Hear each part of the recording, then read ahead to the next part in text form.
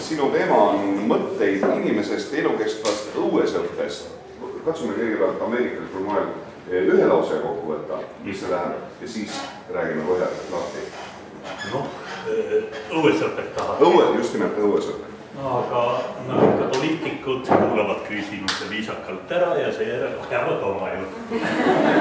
Aitäh, Ain, mõnusa sissejuhatuse eest. Aitäh, Tõnis, kes on juba jõudnud kuhugile kaugemale, aga ikkagi tänu talle, et mitmed tema head mõtted sobivad väga hästi sissejuhatuseks ja minu kõnelemisest edasi arendamiseks. Ja muidugi suur tänu korraldajatele, Kellile, Erkile, et Erki on niisugune ääretult hää ja mõnus kogukonna hoidja, sest tegelikult nüüd ma pööran asja pea peale, et minu teema oli kahesõnaline, see oli pärjatud pärijad ja hea Erki tõlkis selle inimeste keelde ja nüüd ta teie ees on sellisena. See on ka täiesti õige, täpselt sellest ma kõnelengi, nii et sama lugu nagu Tõnisegagi, et korraldajad sõnastasid mõnusa teema ja nüüd läheb sellega edasi. See õuesõppe on tõesti määratlusena kusagil 2. või 3. slaidil, aga selle saab ühe lausega ka öelda. See on esimene seos sellega, millest Tõnis rääkis. Tõnis ütles, et tänapäeva tohutus infovoos, kas jumal teab, kes sulle pala võib ajada, Wikipedia või isegi otse telekanalid, uudiskanalid, läheb väga olulised küsimus, mis on siis päriselt, nagu lapsedki küsivad. Kas see ongi päriselt nii, kas see ei ole mängu? Ja õuesõppe lause on 5 osa, esimene osa ütleb, see on päriselt õppimine ehedas keskkonnas. Ja edasi tulevad täiendused, järgmine kõiki meeli kasutades. Mitte ainult nägemine, kuulmine, õpetaja räägib, näitab tahtlile. 3. on oma kätega tehes. Kui sa oled midagi õppinud, seda meeltega kogenud, meeles pidanud, sa pead seda teadmist kasutama, midagi valmis tegema, kas või linnupesa, kas või kärbsepesa. Aga käega pead midagi ära tegema, et see jääks ainult jutuks. Just selle sama pärast, et see oleks päriselt. Ja edasi see, mis päriselt on tehtud, see väärib kõnelemist. Ehk teos sünnib lugu, tegu sünnib teos, tegu annab edasi asja, mille nimi on lugu, ehk siis järgmine lause lisandus sinna on sellest teistele kõneldes ja kõige viimane seda edasi õpetades. Ehk siis õuesõppe ühe lausega on õppimine ehedas keskkonnas, kõiki meeli kasutades, oma käega tehes, sellest kõneldes ja edasi õpetades. Palun! Väga hea. See on nüüd vastatud, aga lähme siis nende pärjatud pärijate juurde. Tõstke käsi, kes ise või kelle laps on sel kevadel pärga teinud. No ei olegi. Kui milleda osmapeal ei ole õitsema hakata, muidu oleks vene keele tunnis teinud. Eile see tehtud. Selge. No aga seda pärga ei saa pälvida, kui ei oska, kuidas seda põimida. Ehk selle jaoks, et seda pärga pälvida, pärga endale saada, peab keegi kõigepealt küsima. Emme, kuidas või mille pärga teha? Kuidas ma otsad kokku saan panna? Meie lapsed tegid niisuguse ümarduse laua suuruse pärja emadepäevaks emmele või lilledes. Aga pärimine on tänavu aasta ääretult aktuaalne, kuna on pärimusaasta 2013. Ja küsimus on, et kas meist on pärandi vastuvõtja? Kuidas me pärimis- ja pärimusaastat pühitseme ja tähistame? See, kes õpib pärandit kasutama, see saab endale pärja, see saab kas või võilille pärja teha, sest ta on pärimusliku võilille pärja punumise viisi õppinud. Minu abikaasa Kristel Vilvaste on kirjutanud sellest eelmine aasta ka põneva raamatu Kooliprii kirjastuselt 64 lustakate uue mängu, kus on siis kõik need taimedega ja lilledega mängud välja toodud. Ma ei mäleta, et kas Võilile pärja tegemine oli. Võilile kett oli kindlasti, see oli uus asi, teate, kuidas seda tehakse. Et alati Võilile varre üks ots on natuke teine on natuke jämedam, saad niimoodi keerata ringiks ja siis saad niisuguse pika ahela teha nendest, et see on nagu teine selline Võilile. Ja kolmas Võilile mäng on veel, teate, mis on? Pillimäng. Et Võililest on võimalik vajutad ühe otsa natuke laiaks ja siis puhud ja ma oleks võinud väljast tuua ja nüüd kõik ette näidata. Nii, aga meil kogu rahvana on iseloomulik see, et me oleme ääretult põneva keele ja kultuuri endale pärinud. Ja sõnades on tohutu jõud. See on see, mis meid õpetab ja edasi viib.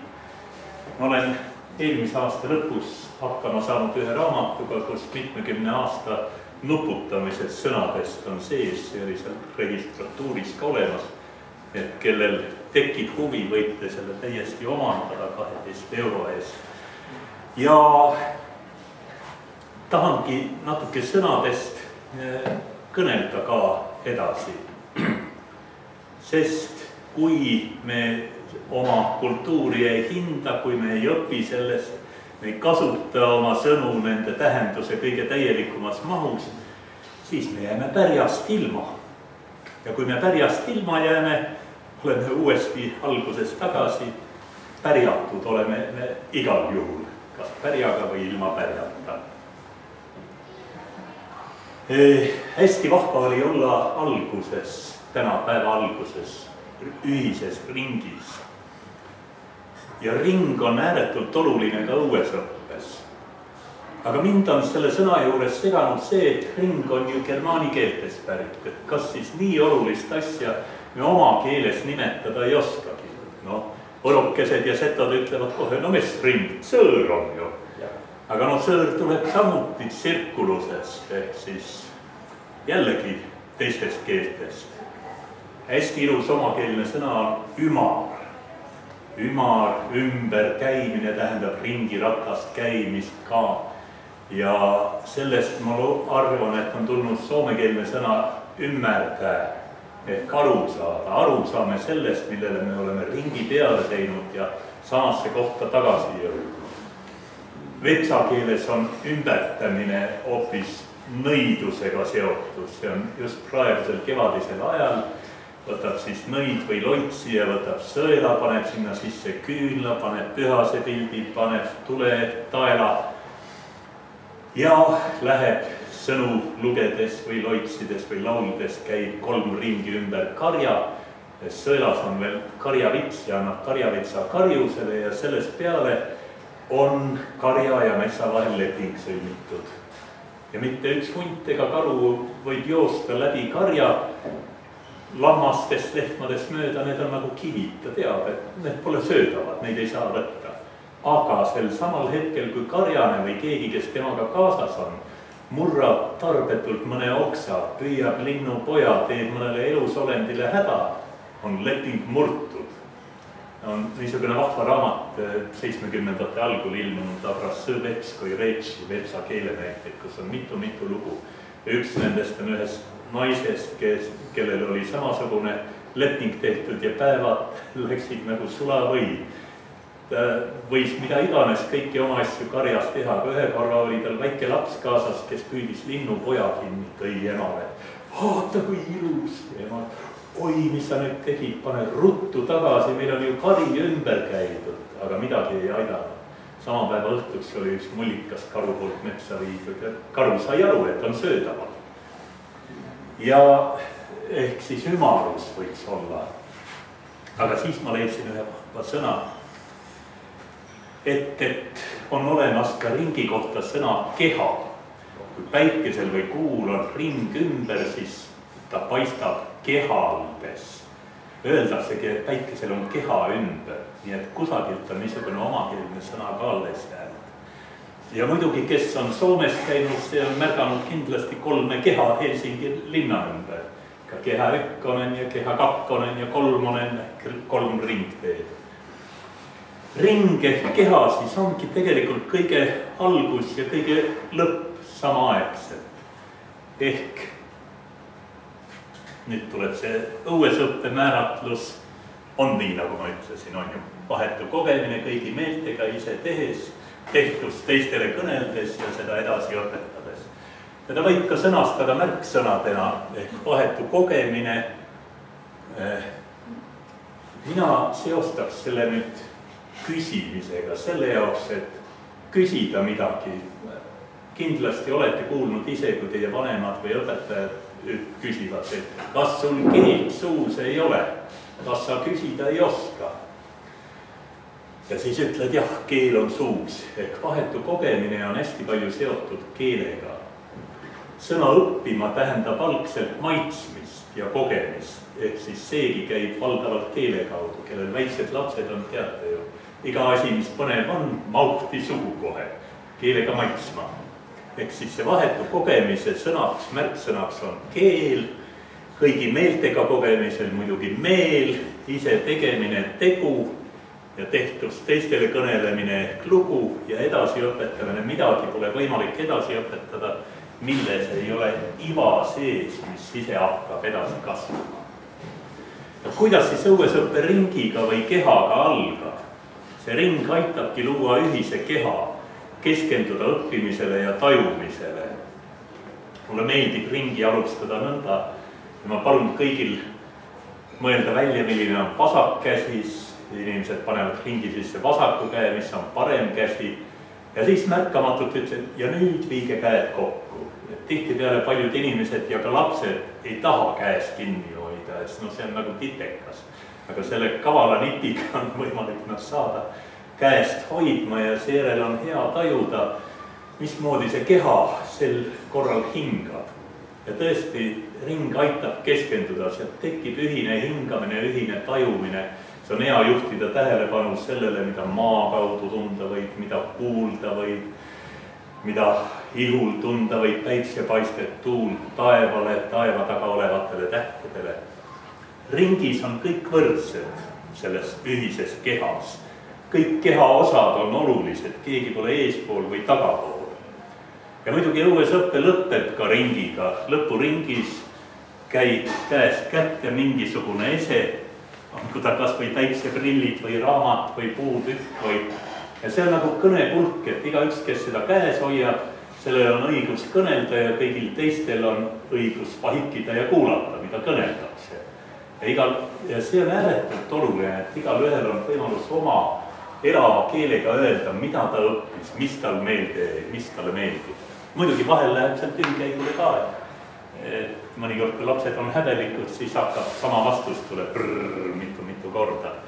Aga seda saab ka natukene aidata, et see ikkagi jälle ainulaadseks läheks.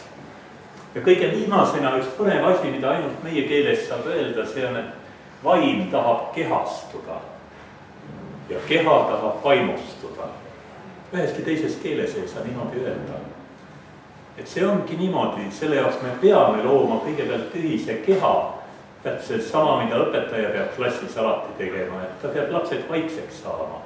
Ja kui on vaikus, siis saab õppimise vaim tulla sinna klassi, sellesse ühisesse kehasse. Ja loomulikult kõik igaüks, kes ei tahaks vaimustunud, armunud, innustunud, õhinas olla. Ehk see sama ringis olemine, üksteisele keskendumine aitab teistpidi jõuda ka vaimustumisele. Ma lubasin kõnelda ka eluringist ja elukestvast õuesõppest.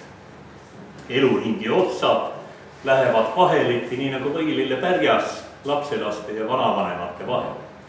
Lapsed küsivad või pärivad ja vanavanemad pärandavad vastates. On ju põnev meie keeles see, et küsimine ja pärimine on täpselt sama. Mis sa pärid kogu aeg? Vanavanemad ongi sild ajatusse, ehk sinna nendesse põlvkondadesse, kellest me midagi ei tea, sest nad lihtsalt on juba mulla on vait ja nad ei saa vahetult oma jutu kaudu enam midagi ja tegemise kaudu pärandada. Neid nimetatakse Saamimaal maaemadeks ja maaisadeks. Et see on ka niisugune hea taipamine, et kui keegi räägib maaemadest, maaisadest, siis me ei pea mitte mõtlema selle mingite abstraktsete ürgsete olendite kaudu, vaid tuletame meelde oma vanaisad, vanaemad, mõtleme nende isadele ja emadele, kas me mäletame nende nimesid, mõndagi lugu, mõndagi asja nendest. Ja nüüd on hetk paikust, et seda mõelda, kas tuleb meelde, neid on 8 tegelikult. Ja põnev on see, et nii muisse idakultuuri, Hiina kui ka saami kultuuris on iga maaema ja maaisa seotud omaette ilmakaarega. Et meil on siis põhja pool, põhja panevad on kõik emapoolsed sugulased, ema põhjas ja läänes ja lõunas ja idas on siis isapoolsed sugulased. Ehk siis isa on taevas ja ema on sügaval maas. Ja emad ongi järjest põhjas, ema ja nii edasi. Aga see on omaette pikk jutt ja selleks mul ei ole kahjuks aega. Muideks, sellest kõigest on palju rohkem aega, kui te hoolite tulla ja õuesõppe suvekursusele, mis Võrumaal Ilmamäe talus on. See on 11.–13. juulini ja juba 10. korda, kui me õuesõppe suvekooli teeme.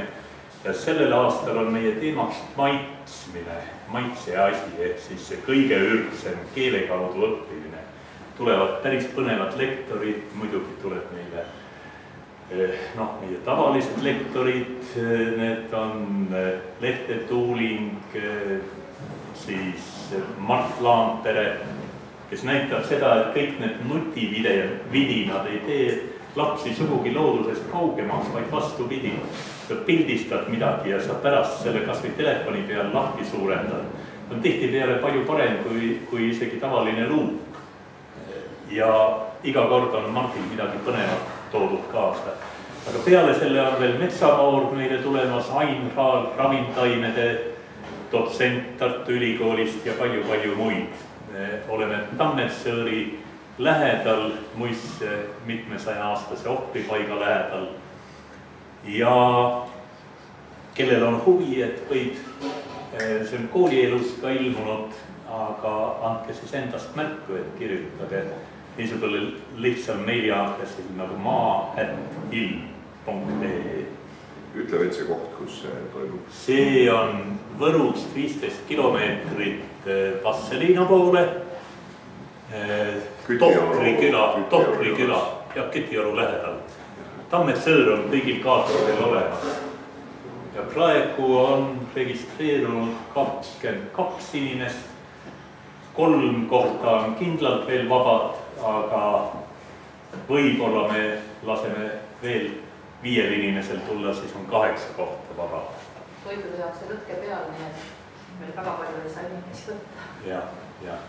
Igatahes esimese päeva õhtuks on kartulikotletid ja või need nõgesekotletid vabasest, kartul on lihtne, aga mitme hästi põnev söögitegijad tuleb Pärnumaalt, kellel on omal ökotalu ja muidugi võib kõiki oma põnevaid mõtteid kaasa võtta. Aga jah, õues õppimine algabki pärimisest ja pärida saab see, kes küsib. Ja see on huvitav, et see on meil seadusandluses ka praegu niimoodi tehtud. Et küsija tegelikult ongi ümber öelduna paralleelsõna pärija kohta. Ja põnev on see, eelmine nädal oli üks uudis meedias, et ainus, kes ilma küsimata pärib, on meie oma valitsused. Nimelt, kui mitte keegi ei küsi endale pärandit, siis läheb pärand lõpuks vallale ehk oma valitsusele. Kõik võlad läksid. Aga sellest ei räägita, kui palju tegelikult parandusi, maid ja kõike muud on läinud samamoodi, kui pärijat ei ole, küsijat ei ole. Aga selle jaoks, et küsida, nagu öeldud, peab olema keel suus, et küsimuse pärimus sõnastada. Huvitav on see, et me võiksime ju kasutada paralleelselt nii nagu küsimine ja pärimine on sarnased, siis küsimus ja pärimus võiksid ka olla sarnased või samad. Selle jaoks, et õppida peab olema, nagu öeldud, meel peas, et õpitu meeles püsiks, teadmine tuleb tegutsedes, kes ise ei tee, seega ei tea, kuidas seda asja teha. Ma võin lõputult rääkida Vailile pärja tegemisest, aga kui ma oma käega teinud ei ole, siis seda ei ole. Ja kui ma olen oma käega teinud, siis sellest kasvab lugu, mille kas või Ain võib lõpuks lavastada. Lugu on jälg inimese hinges ja lugu loob ja jutt juhib. Me ütleme vahel, et ära sa sellest mitte kellelegi hinga, aga võiks ka positiivselt öelda, hinga ka teistele oma lugu, jutusta oma lugu kogu hingega, sest hing ihkab anda edasi seda, mida me oleme õppinud. Pärandajad ihkavad pärijaid, kui õnnetud on inimesed, kellel pärijaid ei ole, kui ei ole neid lapselapsi, kes tulevad ja küsivad ja küsivad ja küsivad ja tüütuseni palju tahavad pärida. Ja pärandajad ootavad pärijaid selleks, et elutee lõpetada lauldes ja õpetades. Siin on üks põnev laul, mida ma jõuan veel teiega koos laulda. Aitäh, Ain, et sa praegu säästad mind küsimistes, sest aega on 10 minutit vähem kui Tõnisel. No, anname natuke juurde. Nii, aga üks laul, mul on mitu laulu, mis mind sügavalt puudutanud on, aga üks nendest on Liisu Kümmeli Tõstamaal. Ja ma olen seda püüdnud ka tõlkida inglise keelde ja seal tekivad põnevad komistused. Koristades põsa üks herilane nõelas mind siia. See oli väga hea laulda oma pöidlale, et pöial saa terveks. Aga see räägib sellest, kuidas me saame oma suu, meele, südame poole pöörduda. Ja see on laulame koos siis. Laula, laula suukene, laula suukene, liigu linnu kerekene, liigu linnu kerekene, mõlgu marja meelekene, mõlgu marja meelekene, ilutse südamekene, ilutse südamekene. Küll sa siis saad vait olla, küll sa siis saad vait olla, kui saad alla musta mulla, kui saad alla musta mulla. Kena kirstu keskelle, kena kirstu keskelle, valge lauade vahele, valge lauade vahele. Vahel me õpime oma keelt ja laule paremini tundma, kui me seda püüame mõnesse teiste keelde tõlkida. Ja üks Ameerika unenägemise õpetaja, unenägude seletaja käis eelmisel aastal Eestis ja paluti, et ma tutvustaks talle Pärna Hiisraasiku lähedal. Saimegi kokku ja me leidsime väga kiiresti ühise keele, ta on hästi palju indiaanlasi uurinud ja leidis, et tõesti see meie eestlaste maailma nägemine ja meil on väga lähedane neile. Ja siis muidugi suures õhinas ma hakkasin seda sama laulu talle tõlkima, Sing, sing my mouth. Ja muidugi niimoodi saabki ju suud kõnetada ja las ta laulab peale. Ja siis move my tongue like a bird's tongue, suurepärane muidugi linnuga võrrel. Aga kolmandas, kus ma ei oleks just, öelge, kas on midagi imelikku mõlgu Marja meelekene nendest pidades? Ei ole. Elementaarne, tavaline. Meil ikka mõlgub nagu Mari. Kuidas siis veel? Aga kui ma talle ütlesin, reflect my mind like a beautiful berry. Mis asi see on? Ja siis läks kõik aega nuputamist, kuni lõpuks tuli tal meelde üks Põhja-Ameerika lõunaosas olev indiaani hõim, kes peab kõige pühamaks asjaks maasikamarja. Ja siis tekkis tal ühendus ja võtti, et jah, tõesti niimoodi saab ka mõelda. Aga mis on siin oluline laulus on kindlasti see, et vaiksame siis olla, kui me oleme musta mulla all. Ja kuni selle hetkeni me peame vastama pärimistele, mida need pisikesed pärijad, pabulad aina meie käest pärivad. Hing on meil surematu, see hing ei kao kuhugile, kõik, mis on valatud siia Rosma kooli, mida Johannes käis, on oma tööde kaudu jaganud edasi. Kõik pärand, mis on meil muuseumites, arhiivides, raamatutes, lugudes. See kõik on alles ja ootab meid, et me oma pärimistega tuleksime, küsiksime ja tegelikult seda kõike ka päriksime. Aitäh!